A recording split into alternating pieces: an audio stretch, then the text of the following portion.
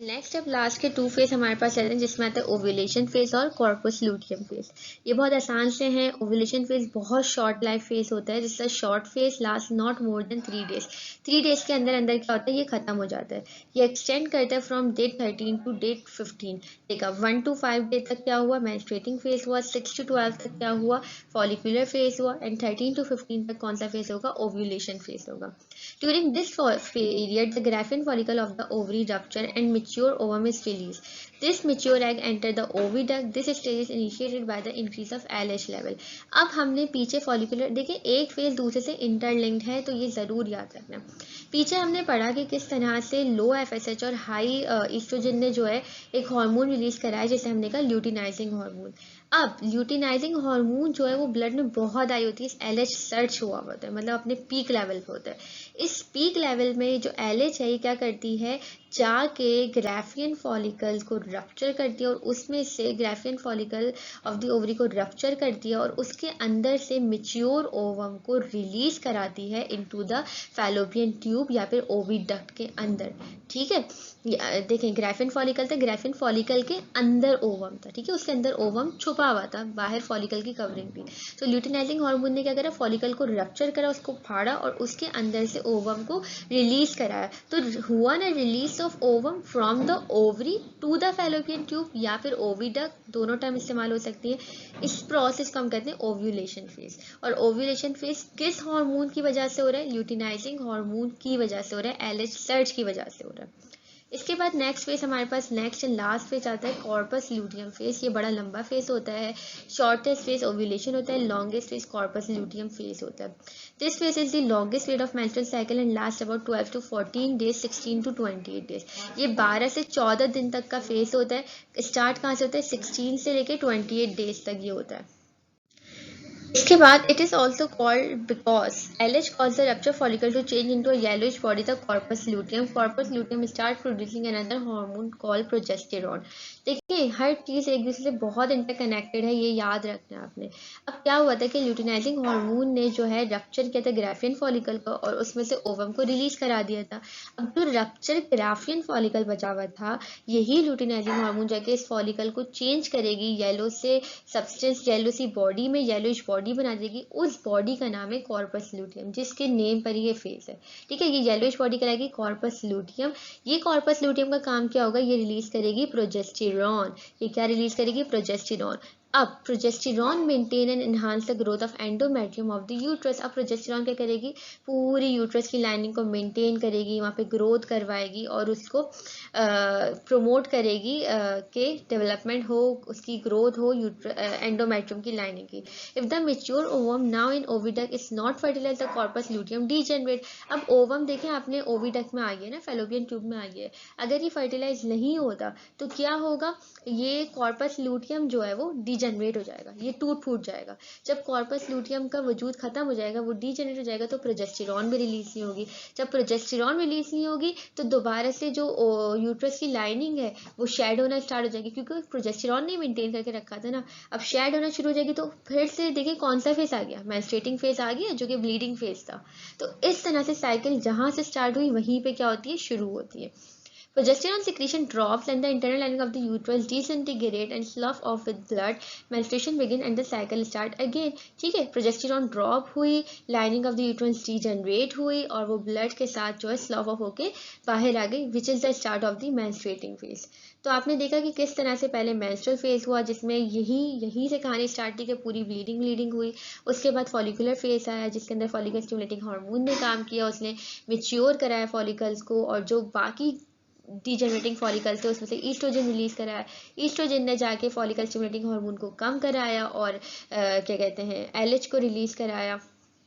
LH ने जाके क्या करा, ओव्यूलेशन फेज आ गया। एलएच की हाई सर्च की वजह से और ईस्ट्रोजन की हाई सर्च की वजह से जो है एलएच ने जाके क्या करा, ग्राफियन फॉलिकल को रप्चर किया, उसके अंदर से ओवम को रिलीज कराया इनटू द फैलोपियन ट्यूब। उसके बाद जो है जब वो रिलीज हो गया तो ओवुलेशन फेज खत्म हो गया। फिर हमारे पास क्या गया, कॉर्पस ल्यूटियम। जब ओवम ने देखा कि कोई स्पर्म नहीं है तो उसने क्या करा, जो ल्यूटिनाइजिंग हार्मोन थी उसने क्या करा, कॉर्पस ल्यूटियम बना दिया, जो ग्राफिन फॉलिकल का रिमेनिंग पार्ट था, जो रप्चर फॉलिकल था, उसको चेंज करा कॉर्पस ल्यूटियम में, और उसमें से क्या रिलीज कराई, प्रोजेस्टेरॉन रिलीज कराई।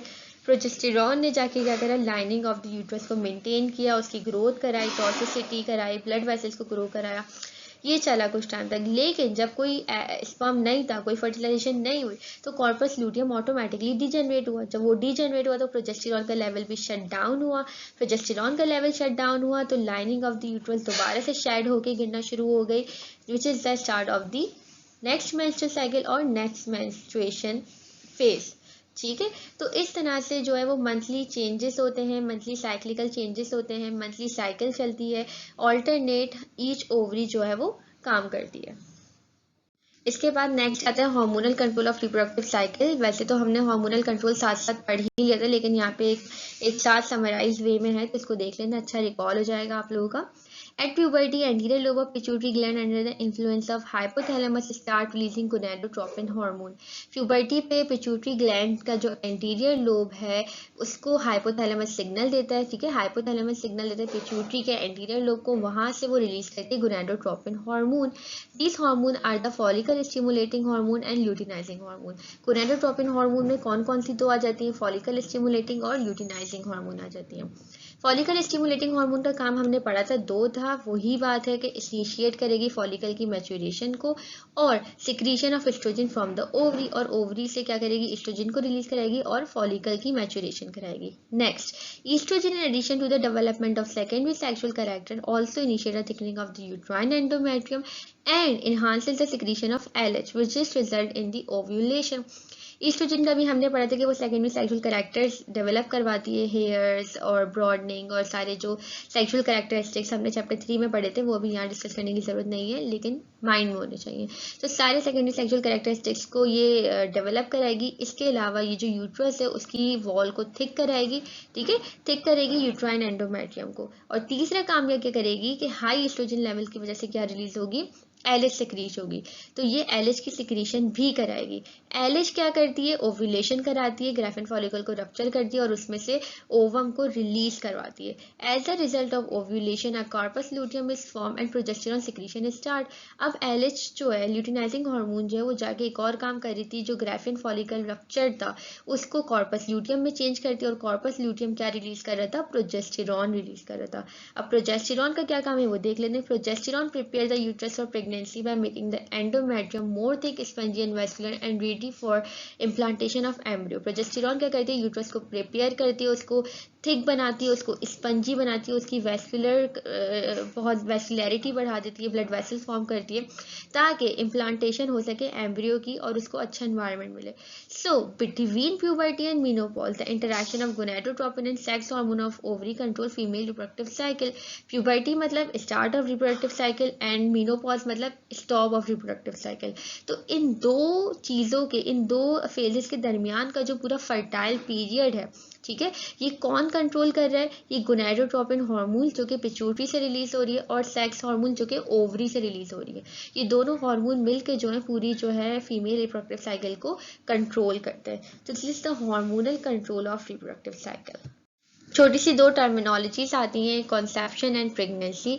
इन viviparous mammals like human being the egg is fertilised by sperm inside the body of female and is retained there for further development. Fertilization in human being is more commonly called as conception to conceive a baby.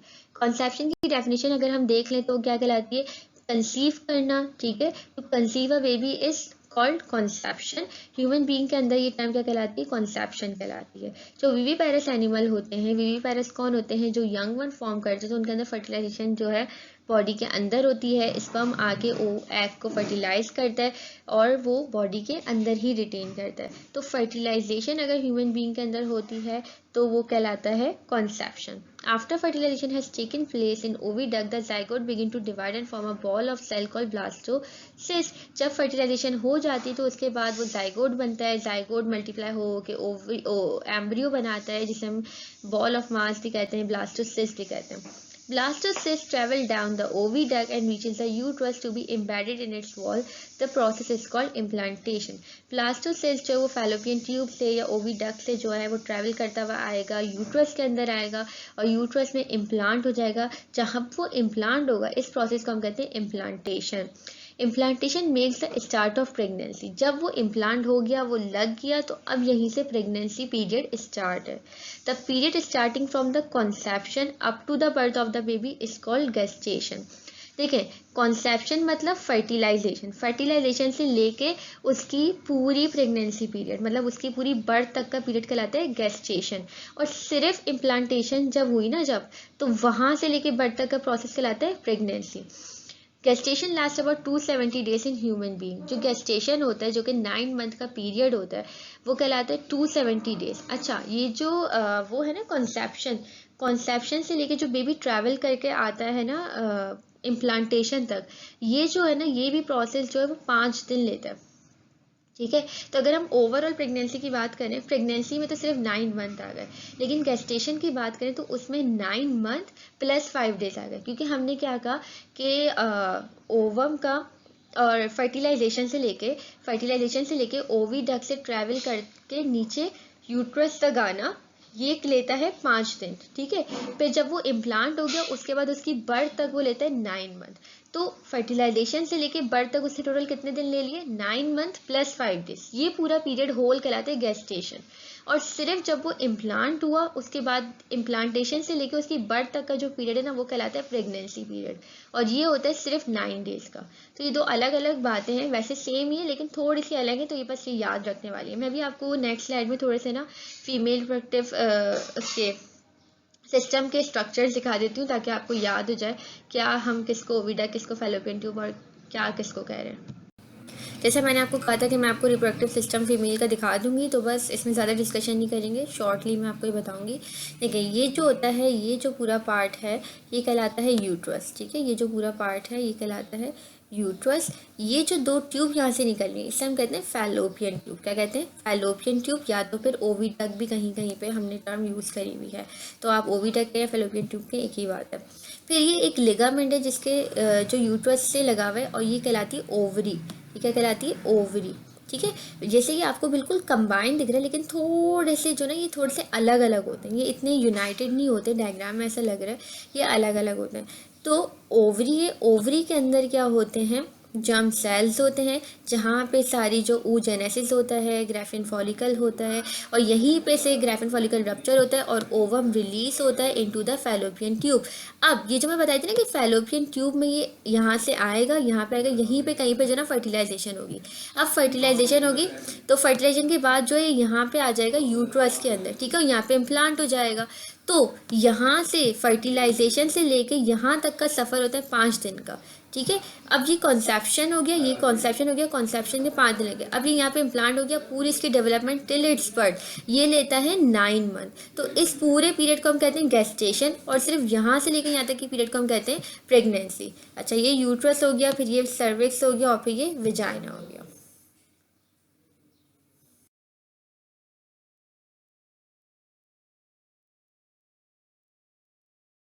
मैं उम्मीद करती हूँ कि आपको आज का lecture बहुत अच्छे से समझ आया होगा, लेकिन स्टिल अगर आपको किसी भी किस्म का कोई भी क्वेश्चन है तो आप दिए हुए इन कॉन्टैक्ट डिटेल्स पे हमसे राब्ता कर सकते हैं.